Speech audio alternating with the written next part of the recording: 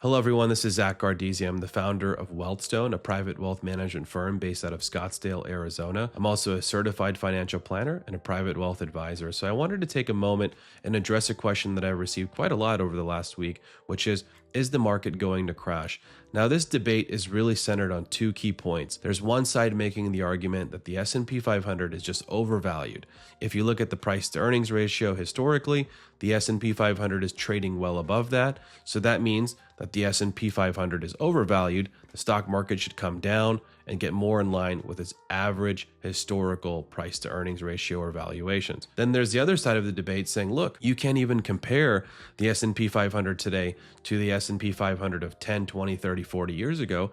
And there's a valuable point made there because if you look, the technology sector was introduced in 1999. So before 1999, it was a pretty insignificant sector. It wasn't even really tracked. But if you do look at, for example, in 1990, what stocks would have made up technology, that would have been the second smallest sector in the S&P 500.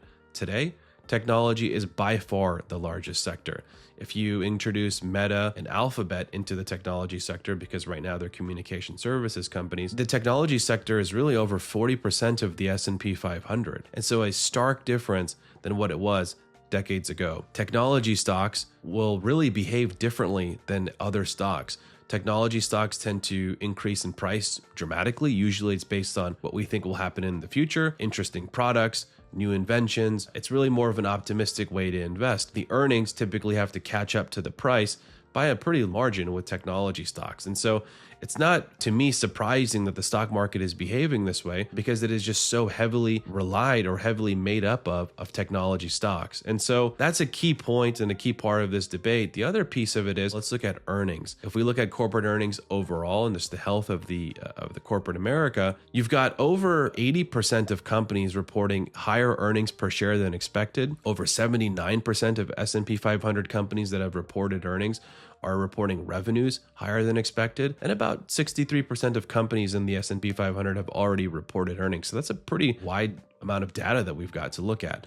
And if we really look at this information, the earnings per share and revenue beats are higher than the historical averages. And then if we look, again, as I mentioned earlier, at just the overall construction of the index, it's just so different than it has been before.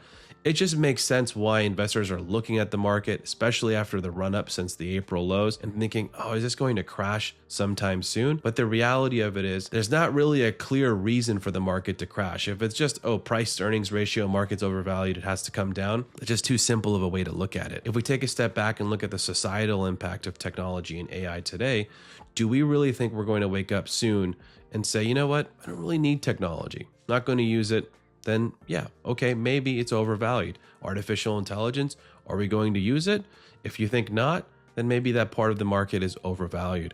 But as far as what the data is showing us today, the world is becoming more and more invested in technology, especially in artificial intelligence. There's an incredible amount of money being spent in this area, not only by the private sector, but also by governments of the world investing in technologies and rare earth and data centers. So the world seems to be coalescing around artificial intelligence, and it really is a sector that's growing eventually into agentic AI, where these autonomous agents do tasks for you, into robotic physical AI. We're starting to see robots now. Tesla, Elon Musk's share package just got passed. So the shareholders passed his pay package, $1 trillion.